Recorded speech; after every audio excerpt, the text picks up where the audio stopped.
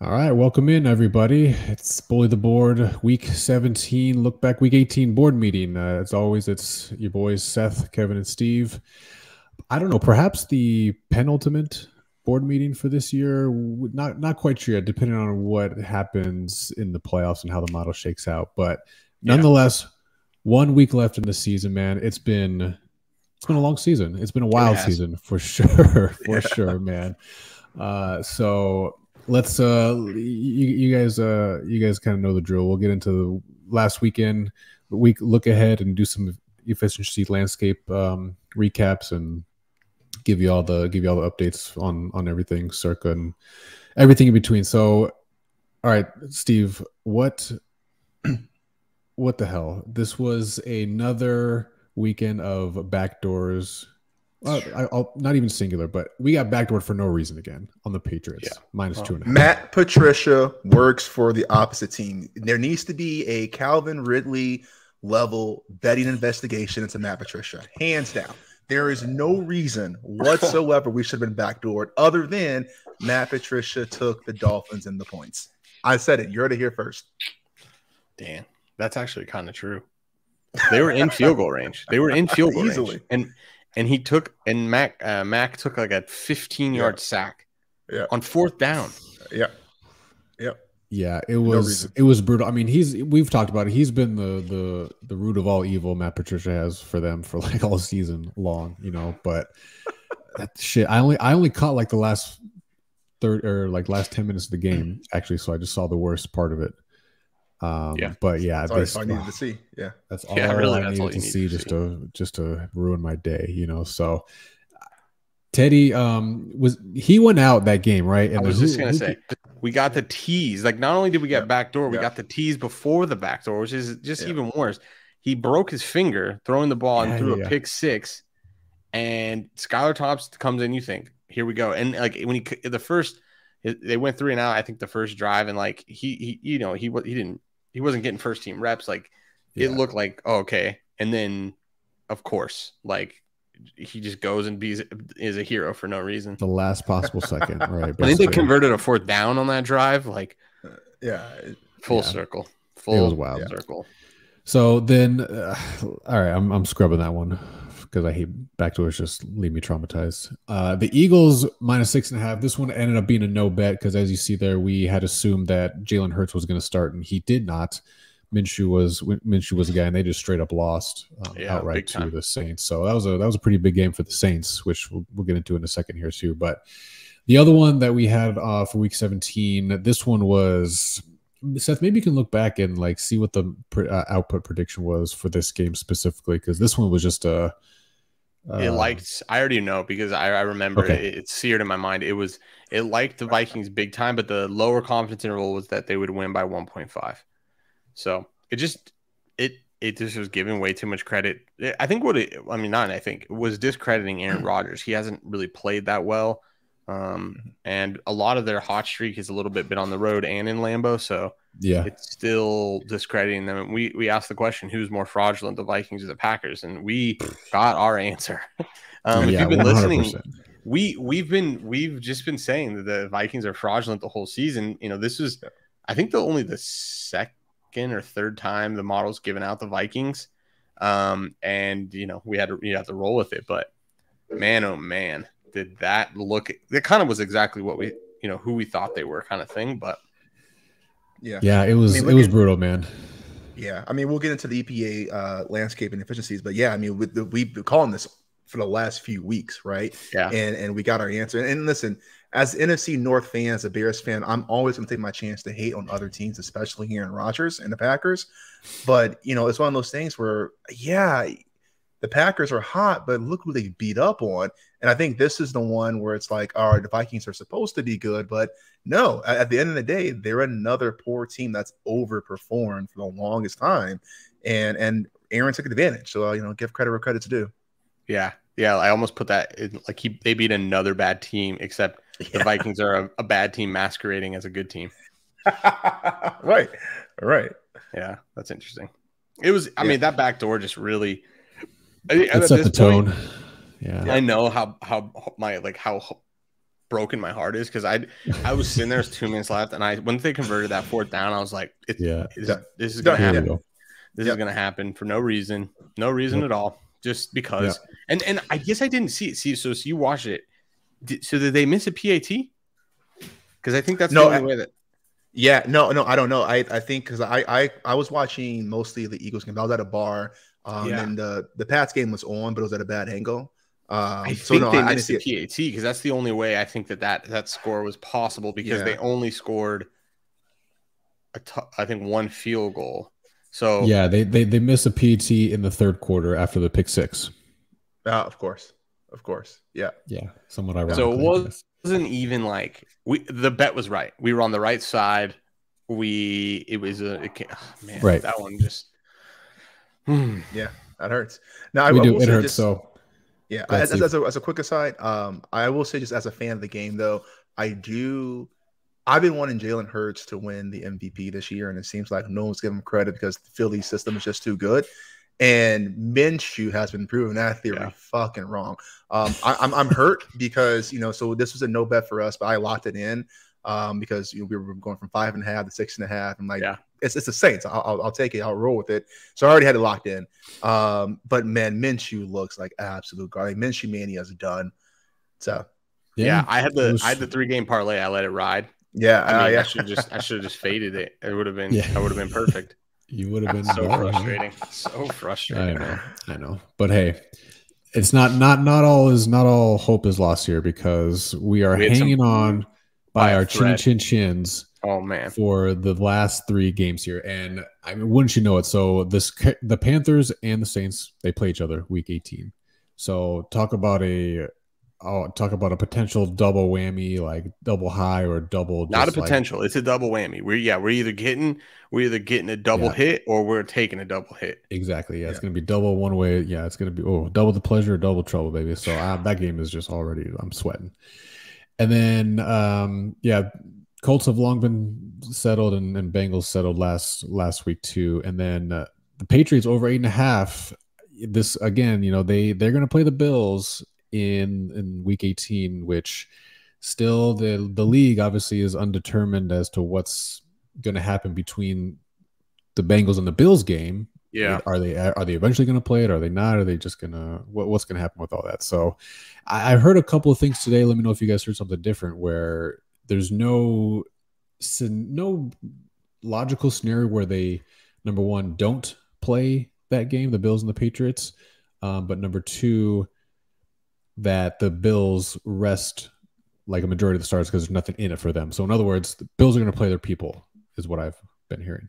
Yeah. I mean, first and foremost, I guess thoughts, prayers, whatever it is you do for Hamlin and what happened there, that was just pretty gnarly. And I don't think they're going to play that. Yeah. They're going to make that game up.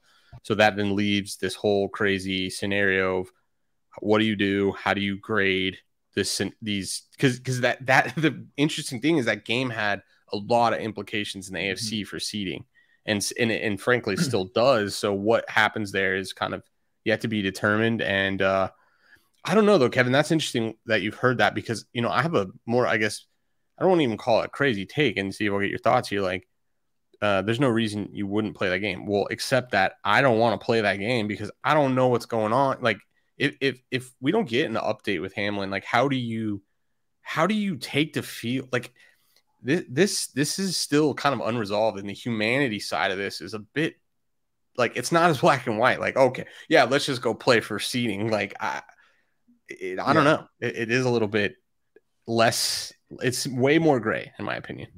Yeah, and I agree. And for those who know, we lost Kevin first. I had to go take a shit. So, I think, I'm with you. I think the shock and the initial trauma might have worn off a little bit, but the obviously the concern is still there, right?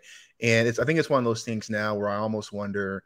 So we got reports that he's improving, but he's still in critical condition.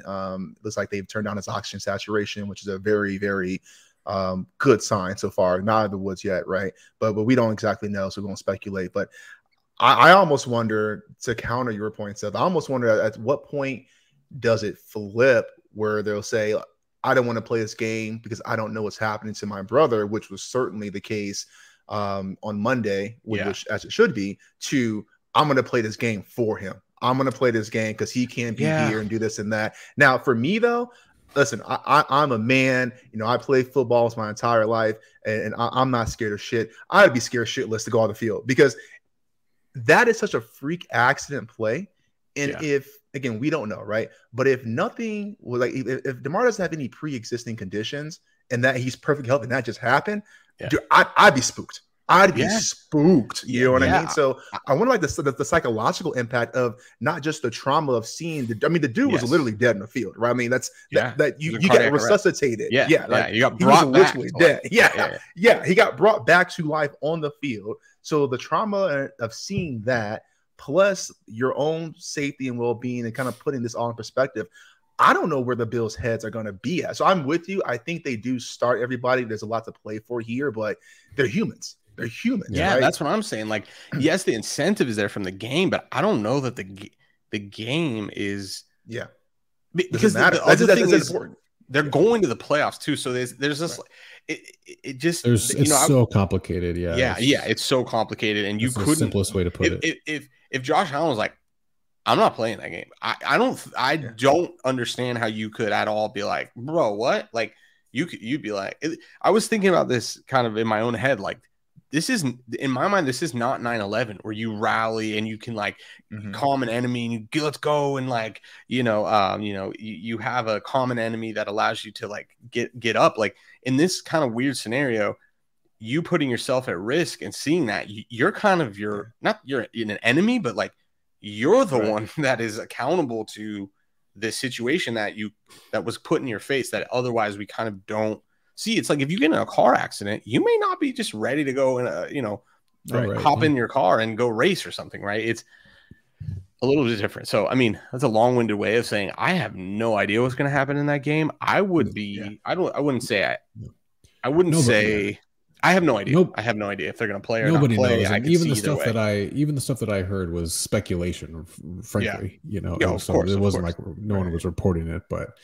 Yeah, it's the whole thing from top to bottom is unfortunate and bizarre. So to the extent, again, we're, not trying to make light of anything or pass over the fact, but it's one of the things I've been talking about for several weeks now, that, the Patriots might come down to this last week against the Bills and might have an opportunity to get this. And no one ever would have guessed, or it's, frankly just sad that it might be under these weird circumstances, but who knows? The NFL's got some tough decisions on their hands, so we'll see how it plays out in the coming weeks. I'm sure we'll be hearing about it.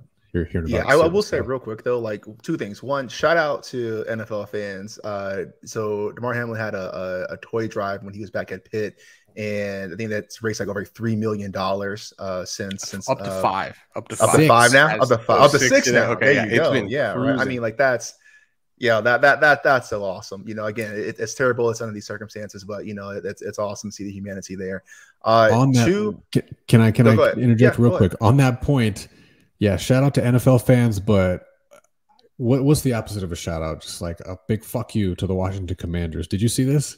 No. What? They made a donation to this charity fund, right? And it was the internet kind of doing its thing. It was for a very modest amount of $5,000. And people were just blasting them because like all these mom and pop shops were donating like 5,500, 10,000, 20,000. Tom Brady himself donated 10,000, like billion-dollar operation. Right. People were just like, really, dude? Like you put your name behind that? Like donate anonymously, or something. Right, yeah. That's like 100 hot dogs. So just once again, another reason why that talk about dysfunctional organization. My Lord. Wow. Yeah. But I mean, speaking of go ahead. Dysfunctional. No, maybe speaking of dysfunctional organization, I mean, we don't have this confirmed, right? But part of me is like, everyone is giving kudos to the NFL for like, oh yeah, think about the players. I don't think that's the case. I don't think the NFL stopped that game. I think the players like, there's no fucking way we're playing. Because you saw Susie Colbert's like, Diggs came out in a towel. Diggs was like, I ain't going back out there. You Yeah, fuck yeah. yourself. Like, Well, I no, took but a even- shower. I'm going to the hospital. Yeah. I'm gonna go do. This. Yeah. I'm done. Like, No, but even when they're on the field, they announced, okay, players were given a 5-minute window for players to warm up. They announced that on the field. I don't know if people caught that. So that's why everyone's trying to. That was people that were warming up, and you saw Diggs on the sideline trying to hype his teammates up because the initial call was, "You're going to continue playing this game." Like, how the fuck do you do that? So yeah, I mean, I think the NFL is like everyone's giving them kudos, but yeah, man, that's the players, that's the coaches, that's the union stand up for what's right.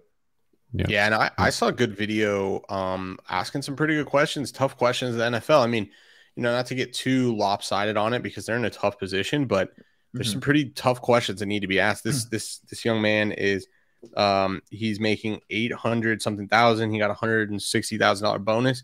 This is only his second year, and so after he doesn't vest anything long term until after 3.5 seasons, and so he doesn't have health insurance. The long term.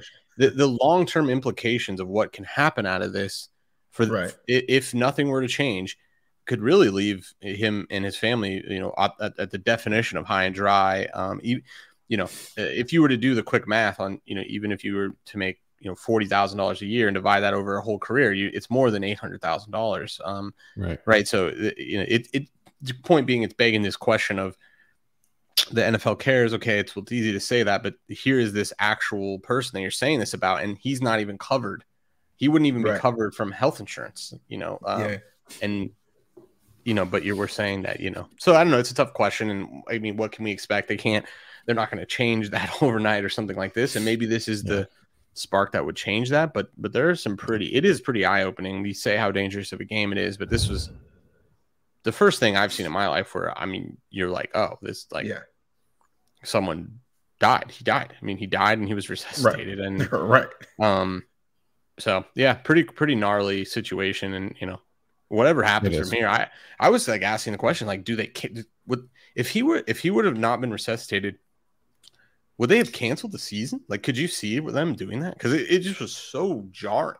Dude, sadly, no, and that's the point. Sadly, no way. There's too much money involved, which is wild. Because like that's a human life, right? Like, how do you?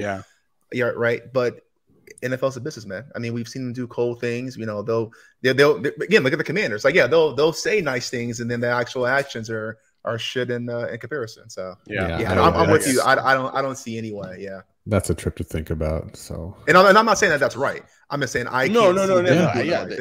Unfortunately, I'm with you, Steve. I think I'm with you. Yeah, but okay, not to belabor the point here. Let's switch back gears real quick, then we'll move on here. So, Panthers and the Saints game, though. Yes, let's talk about winner takes all. What are you guys anticipating? What do you think happens? Because the Panthers, and you know what? Let's just jump ahead. Kind of segue into a couple of things here. Because in the Panthers and the Saints, we've been talking about it for, I don't know, a couple of weeks. It feels like that. The Panthers have been with Sam Darnold at least rolling. Yeah, have been better than perhaps their record indicates, or perhaps the talking heads would make you think, right? So they've been rolling with him under center, like you said, Seth. And then the Saints, where are they hiding behind somebody here? Go one forward. Okay. This is the 4 weeks, so you see how efficient on offense the Panthers are. And then they were in a shootout with Tampa Bay. And we finally saw something out of Tampa Bay, but we'll say that if we're just going to focus on Panthers. So we see Panthers there, and then we see the Saints have taken a big leap forward defensively. They're you can see right there, they're top 3 defensive team in the last 4 weeks. And if you want my thoughts, that's exactly what's going to have to happen. We're going to have to see a defense that we didn't see, because remember, this was Baker. This was a Baker-led Carolina team that gave him work. I don't remember if that was week 3 or 4, but man, it was ugly. I was hoping it didn't shake our way that Carolina would be eliminated, but Saints were playing for playoff. But neither of these teams are playing for playoff implications. So I'm not really sure what the driver is here for either team, which kind of scares me, because I think Carolina, we've talked about this over and over, they just win games. Like they're just chaos. They just want to be chaos. That's the only way I can chalk it up. Like they lose to LA by more than 10, and then they go on and they beat all these other teams, and they've just done all these things. Just so weird. Listen, I don't feel great. I don't feel great saying this, but I'm sensing that you feel the same way I do. That you have more faith in the Panthers than the Saints. Yeah, I mean, I'm shook. I'm shook this season. I'm spooked. Shook, yeah. I'm not sure. I'm not even sure the sun's gonna come up tomorrow. Okay, fair. Yeah, if I had to bet on it, yeah, no, I don't know. I might hedge. Do you? Yeah, Steve, are you feeling the same way though? Yeah. I mean, honestly, this is going to be a close game. I think the line right now is 3.5 on the Panthers, but I can easily see this being a back and forth game coming down to the last drive or some, a ridiculous missed PAT or, a terrible fourth down call, like some sort of because how classic would that be? Like, what a bow tie finish to our season. Than to have a double fuck you, backdoor, bad beat, whatever. But yeah, I don't know. I'm with you. Like, I think I wouldn't be surprised if either team won. I'm with you, Seth. Like, the defense has got to show up for the Saints for them to have a shot. But Carolina is so. You said it perfectly. They're chaos. They're chaos personified, man. I don't know. Yeah, because they got blown out. No, they blew out Seattle, but then they lost to the Steelers. Like, yeah, it just is like, what the hell? Like, but yeah, to say I'm shook is just an understatement. Now, I guess if this helps, if this helps the medicine go down, EPA wise, it likes the Saints. If you look at an EPA and DVOA model, it likes the Saints even more. And if that's not even quarterback adjusting, and if you do that, it likes the Saints even more. So I don't really know here. Yes, they've been on a hot streak. You can see their efficiency there in the last 4 weeks for the Panthers, but Saints have also stepped up defensively. So yeah, I don't know, but this is like legitimately, if New England can win and the Saints can win, it's like a $1,200 swing. I know, yeah, you were saying that yesterday, like in terms, so there's pretty significant implications in just a couple of games here coming down to the last week, which is, I don't know. I mean, hey, what more could you ask for? I guess. Yeah.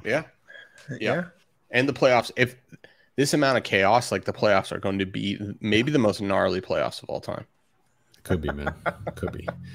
All right, hey, real quick. Sad. I mean, I'm glad we didn't lose the bet. But Panthers make it the playoffs, they might win the Super Bowl. Catch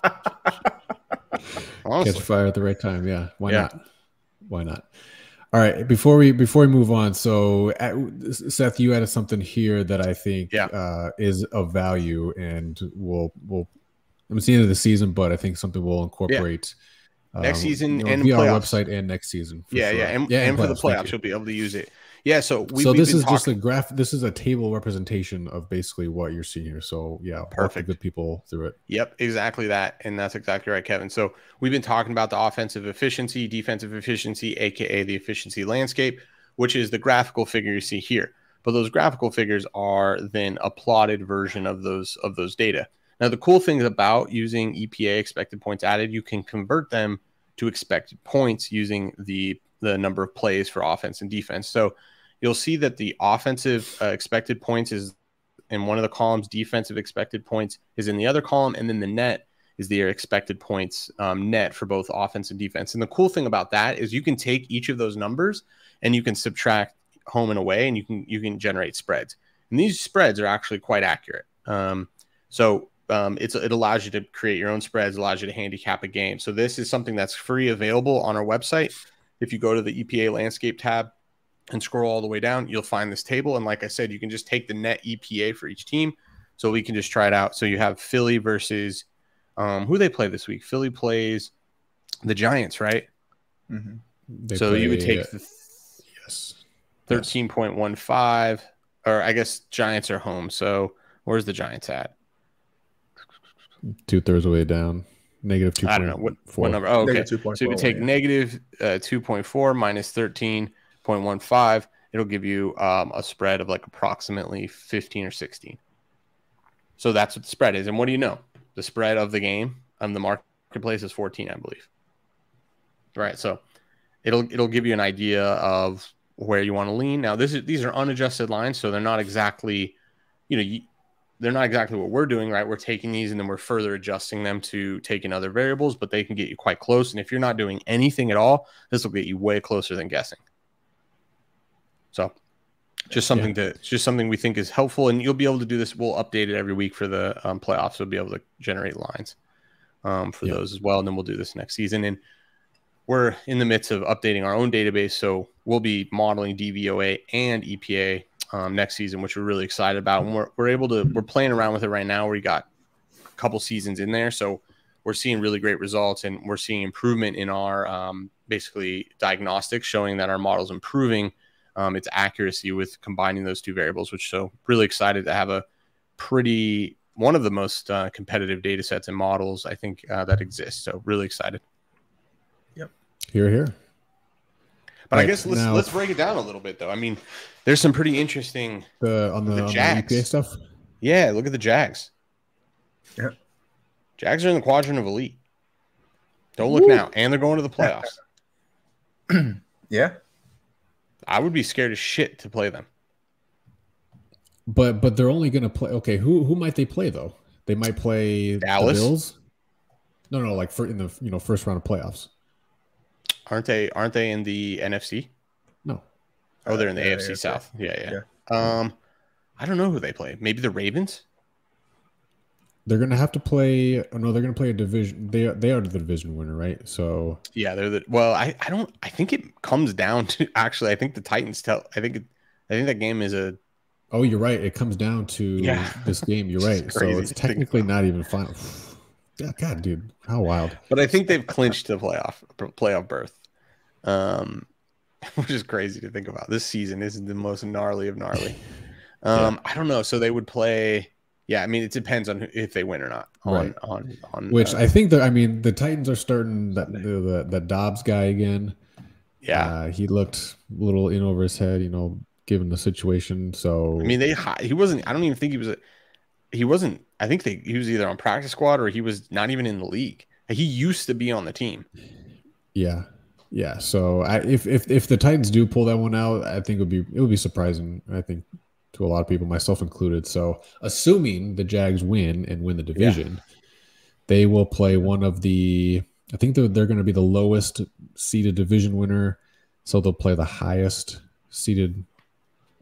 That doesn't have a wild bye. Card. Huh? Oh, okay.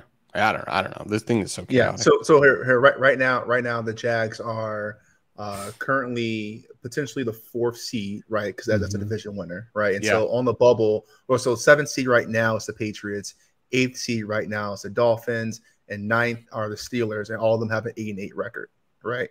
So if you're saying they're playing the highest seeded wild card as the 4th seed, you're looking at either Pats, Dolphins, or Steelers. And then the Ravens can drop too, though, can't they?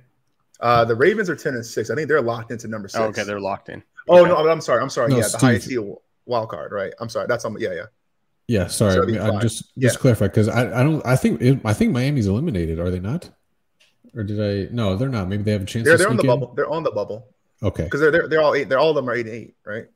Right. Yeah. But so right now the Chargers are the 5th seed. 5th seed. Yeah. No, you're right. Yeah. Chargers are the 5th seed. Okay. So I guess my original point being like, if they play the Chargers, okay, then they're relatively comparable to them in terms of EPA here, slightly better offense, but other than that, like they better hope the standings don't flip and switch and they have to play, KC or I don't know, Buffalo or Cincy, to the 4-year. Go to the 4-year. I'm going to blow your mind, Kevin. Look at who's the top defenses. Don't look now. Our Chargers future. Let's go. Getting hot at the right time. I mean, I don't want to play the Jags, but I don't want to play the Chargers either. When them getting healthy, especially on defense, I mean, look at that. This is what we were betting on. This is what we bet on at the beginning of the season is they made all these changes and they just got demolished with injury. I know they did. I know they're getting hot at the right time. They're getting a lot of love at the from people. Sure. Which I don't know, but doesn't to your jack point, shit.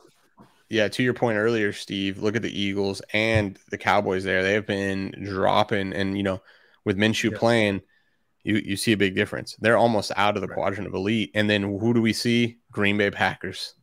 I mean, that's crazy to me, but And then San Francisco, they've just been snapping necks. So I don't know if Purdy's got it in him and he's just cold-blooded, but they have been doing it. Something in the water over there, man. Anyone they put under center just makes shit happen over there. So, yeah.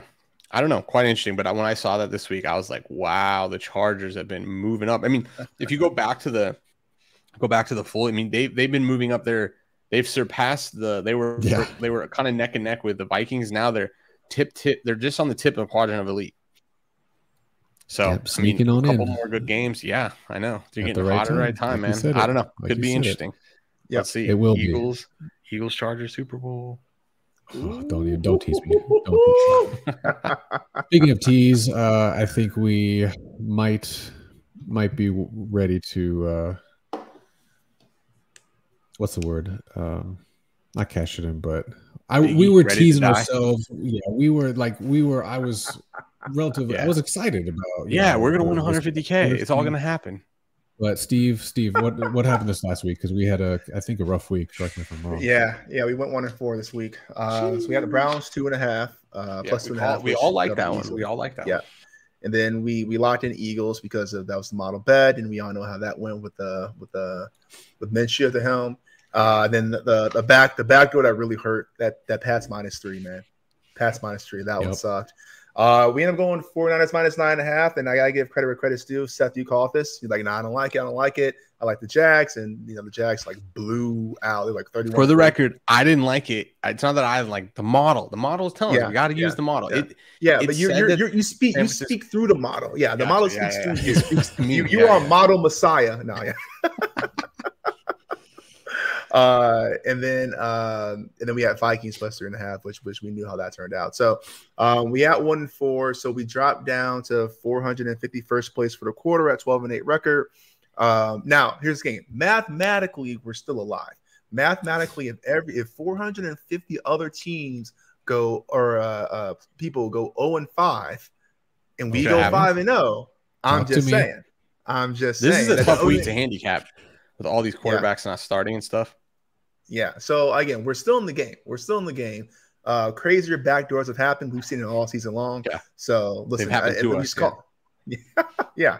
So one time for the good guys. But yeah, that's kind of where we're at right now. All right. I like what I'm hearing. So already, since we're gonna have to pick one game or maybe more, I elect New York Giants. I think 14 is way too much for Philly. Sure. The model does not like 14 is way too much.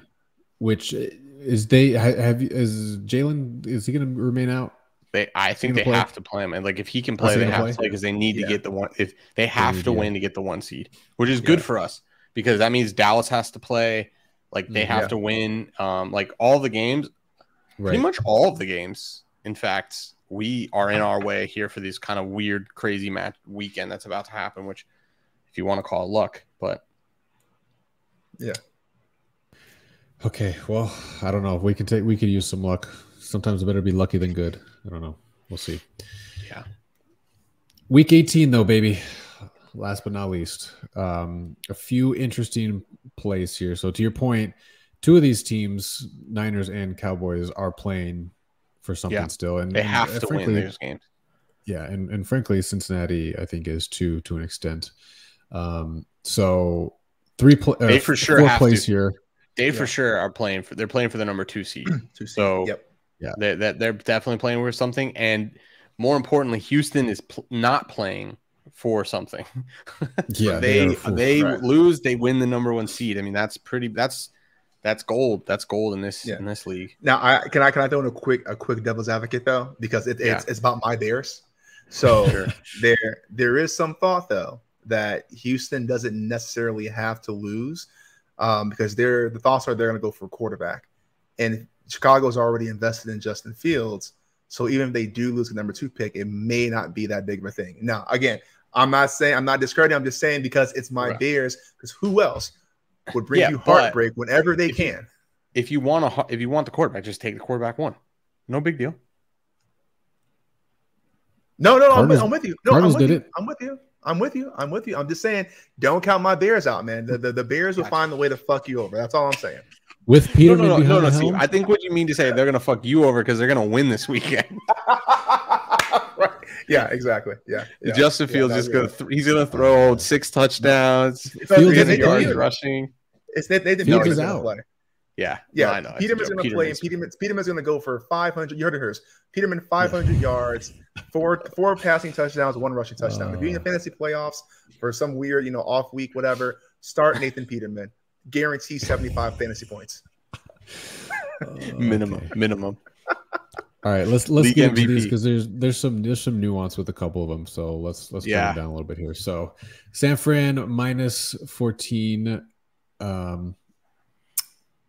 against the Cardinals in Santa Clara here. So this one is, I think, the most straightforward. Would you guys agree? And not only in terms of on paper efficiencies, rankings, but also in terms of the eye tests and the narratives and everything else that you want to throw into the mix here. Yeah, I mean, so the EPA non-adjusted lines 18, the adjusted line with quarterback data takes that line from 18 to 30.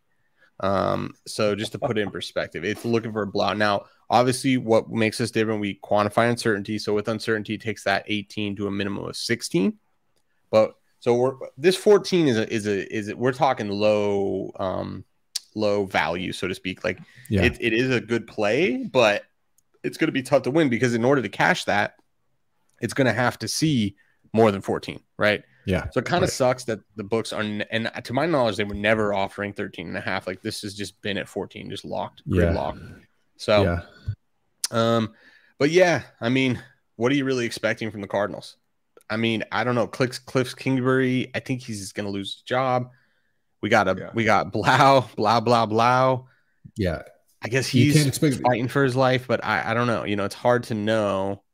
It's hard to know, but this is a divisional game.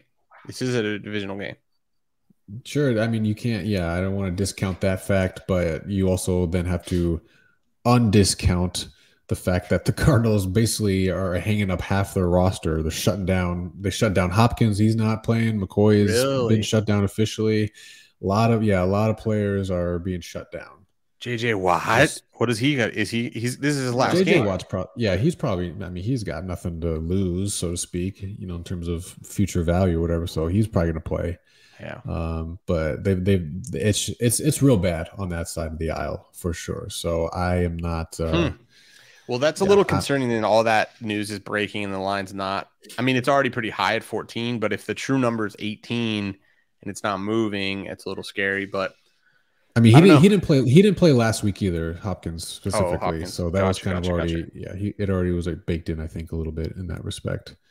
But yeah, nothing about this lines. I honestly, if I would take it if it moved to like 16.5. Really? Okay. I wouldn't feel. Well, that's the key number, 16.5 in the models. So that would be right there. I mean, this one's tough. I mean, I'm happy. I'm grateful for the volume. We haven't really seen a lot of volume, but for 4 games.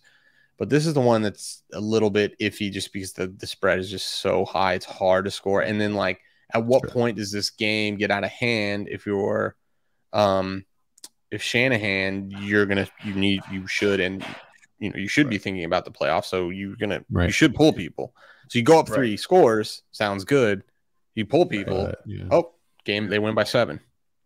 Backdoors, So, I guess there's that potential. But I don't know. I'm my, what's the opposite of rose-colored glasses? I got the shit-colored glasses on with the Cardinals, man. I feel great, honestly. Okay. So, but we'll lots to be said. I mean, to your point earlier, the Niners, like, just it doesn't matter, man. They've been staying in the quadrant of elite, 4 games, but past the entire season. So nothing about this really gets me shaking my boots personally. So, hello, coach. All right, this one is a little less. So there's a storyline here. Yeah. So basically, there's playoff or seeding, or I guess draft ordering at play here for the Colts and the Texans. Obviously, the Texans, though, if they lose, they effectively lock up number 1, which is a pretty big deal, and not a lot of incentive to win. But the thing is, the Colts also really don't have a whole lot of incentive to win either. Obviously, they can't get the first pick, but I think the best they can get is 3 or 4, if I'm not mistaken. They could slide up a few spots, I think, for sure. I think 3 is though, yeah. So this is like a toss up. You know, I don't know how to feel about this one. Yeah, because week 18, we've already seen some weird fluky shit in terms of lineups, who's going to play, who's not going to play. Right. This is the time where, got the players on the one hand are quote unquote, auditioning, and they have been for a couple of weeks for the these teams specifically, where they pulling out the trick plays maybe out of the bottom of the playbook, just doing all kinds of weird, funky stuff just to try to go out on a high note or try. I guess one of the good things here from why I like this pick is Sam Ehlinger. He's had very few starts. I think 1 or 2 starts, a couple this season. He's a young guy. He has very, what's his future here? Is it with the Colts? What's his future with the league? Makes a lot of sense for him to do his best here and try and score and have a big game. And then if you're Jeff Saturday and that staff, makes a big deal for you to go out on a win here and try to do that exact same thing for Sam Ehlinger, right? All of those people are not necessarily fighting for their lives, so to speak, and their jobs, but there's a lot of incentive for them to perform. So I don't know that you could say that for the Texans. Well, is Lovie Smith on the hot seat? I don't really think so, or I don't think he should be. And it makes a lot of sense to lock up the number 1 seed. What would you gain by not doing that? So I don't know. That's like, if we're talking about rose-colored glasses, those are my glasses. Can I just say real quick, to quote the philosopher Jermaine Cole, pride is the devil. All right, Houston Texans, this is not the week to have pride, to have ego. Yeah. All right, do your job and lose the game by 3 or more. That's all we ask. Yeah, I know, but these on the DVOA and EPA rankings, to your point, Seth, like they're like if you team A and team B, like you wouldn't be able to pick who's who. They're very similar in that. This is the toilet bowl. This is the toilet bowl. Yeah, bowl season ain't over. This is the last game. It is. So yeah, this one will be. I don't know, this will be interesting. It'll be close, but we're rooting for the Jeff Saturday. Is that one on Saturday actually, or is that a Sunday? No, game? Sunday. No, I checked. All of our games are on Sunday. All right, Coach. Moving on. So this one already. So the model gets outputted early in the week, and we're filming this a couple days after the fact. Which, since news has dropped, because we had assumed and ran the model with Wentz being the guy under center for the Commanders, and because that is not the case, they are now going with Sam Howell. I think he's a rookie, right? Yeah, he doesn't have a lot of playing time. I'm not sure if he's let's put it this way. He doesn't have UNC. That sounds familiar. Yeah, you're right. Yep. Yeah. Yep. Yeah. Long story short, they're not going with Wentz. They're going with a guy who doesn't have any data to support an output. So this is technically no longer a model play for us, but I do just want we can break it down real quick, which is kind of a bummer, frankly, because you know how much we love to fade Carson Wentz, which. Well, this is the best. Like, if you love to fade Wentz, then your opportunity to fade a rookie quarterback going against one of the best defenses in the league, with incentive to play. And this is the line that makes no sense. I mean, it's already shot up. It was at 4. Mm-hmm. We didn't get it at 4. It shot to 5.5. We got it to 5.5. It's at 7.5 now. This line should be 14, just like the Eagles and the 49ers. I'm not sure exactly why they're pricing it so different. But I mean, all DVOA, EPA, all price this number at around that 14, and then an adjusted line takes it down to 7. So there was a lot of value at 4 and even at 5.5. So I don't know. We got it at 5.5. We're gonna roll with it. We think it's a good bet at 5.5. I don't personally know if I would touch it at 7.5. The model says that's the key number, 7.5. So you got to win by 8. The same backdoor situations that'll happen here, because if you get up by 21, you got to start pulling people. So you just hope that doesn't happen in the first half. And give them a chance to another backdoor. So I don't know. I would not be surprised if this moves to 7.5, 8.5 It's already 7.5. So yeah, 8.5, 9.5. This should be 14. Even higher, yeah, by week's end. This should be 14. I don't understand what's going on. I mean, well, I don't know. Maybe which is interesting because Dallas is usually a pretty inflated number. So this is like a deflated number in my opinion, and in a model opinion as well. Yeah. Yeah, I don't know. Yeah, now that you say that, I haven't really given that angle too much thought. But yeah, you're right. That's something smells.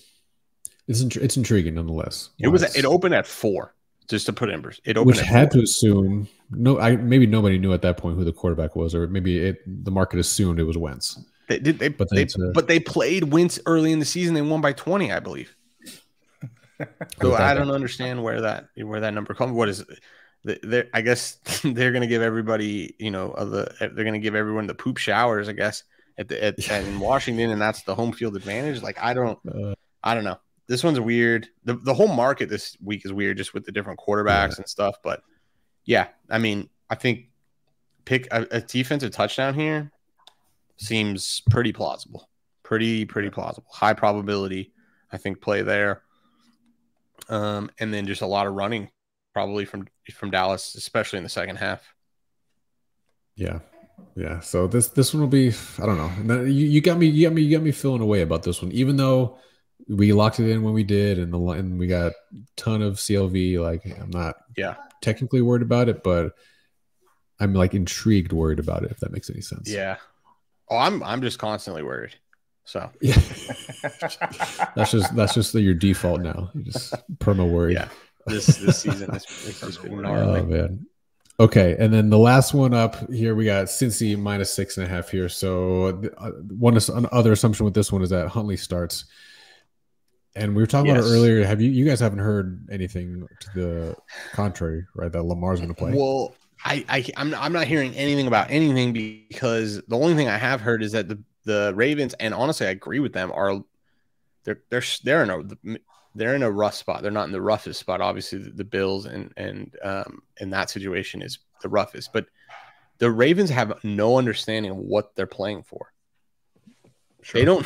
They literally don't know if they should sit people or if they should play the hardest game ever because they don't know what it means. Which is pretty true. Like, what do you expect them to do? I don't know. Yeah, it's so because we might still be a day or two away from a decision from the NFL, right? Wednesday. I mean, they're definitely not going to play Bills, Bengals. When are they? Yeah. When would they even do that? They can't. They don't. It wouldn't be. It would. If anything, it's going to be after Week 18 somehow. Yeah. Work, so the Ravens are rocking a hard place, and then the ultimate question is, what do you really gain by winning? Because you don't. I think you don't play less games. You just get one game at home. Really, is what you're playing for. So how big of a deal is that? Right. And I don't know. I can't answer the question. And so does it make any sense to play Lamar even if he can play? I don't know, man. I don't know. Yeah. Steve, what about your Bengals though? Since they've let you down this entire season. Now that I don't need them to lose, first round exit. I'm telling you right now, first round exit. They're gonna give me a day late and a dollar short. No, man, they're hot. They're hot. I listen.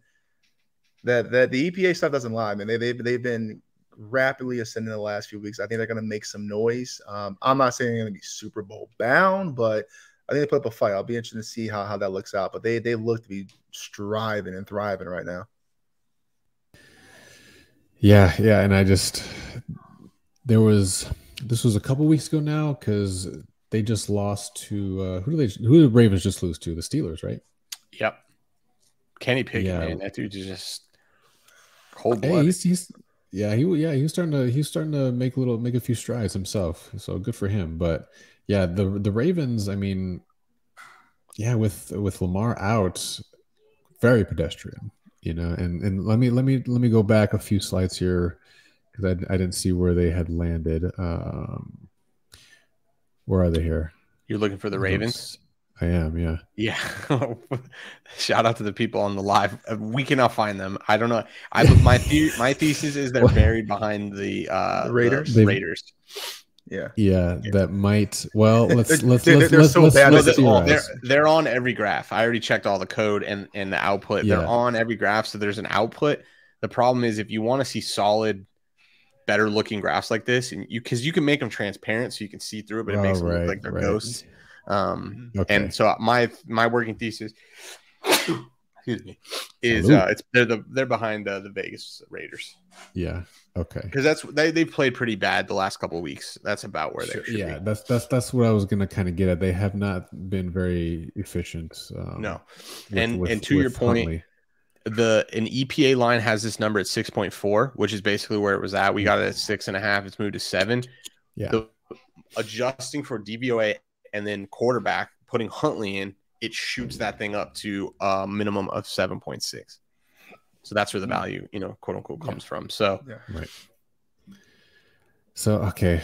And just another odd feeling one. So I don't know. I feel like we broke down three weird ones. And do you guys feel the same way? I feel like this week in these games, and maybe because it's the last week of the season or regular season, but I have like no read, honestly, on any of these in terms of like a gut feel or what I think's actually going to happen. I feel most confident in the San Francisco one, but beyond that, I don't really know.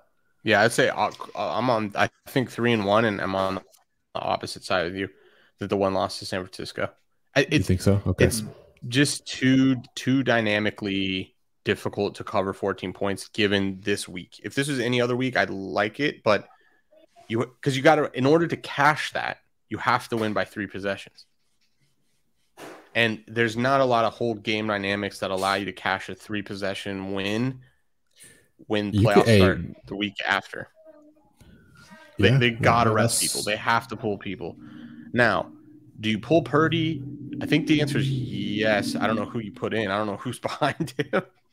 But because there's a combination of questions there with Purdy because he's so young, like you kind of want him to get all of the playing time, but you can't really get him hurt. I don't know what the timeline with Jimmy G is. Right. Maybe they know more, so maybe there's less risk there. There's some dynamic there, but you're going to have to pull defensive people. You have to. You can't be up 3 possessions and be like, let's kill him. And I think this is Mima going to leave the back door open. I mean, she's going to leave the front door open too. 14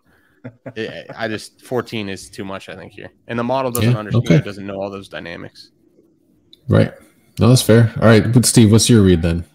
So this is going to be chaos. Chaos. I think there's so many unknowns. I feel good about all these bets and these predictions, but I also expect there to be some wild shit happening. My prediction is we either go 4-0 or 0-4, no in between. Oh, okay. Wow. That's my prediction. Yeah. Oh, and we've gone defeated a couple times this season, so I mean we've gone defeated. Have we gone? Has the model gone undefeated any week this year? Nope. We've gone defeated. Hey, no time like the present, baby. No time like the present. In the past, last season, it performed very different than this season, and then in back testing, it's performed. This season, the model has never won more than 3 games of pre-game lines. The max it's ever won is 3 games. So we're in that way. We're due. We're due for a game. Oh, the due theory. Here we go. But no.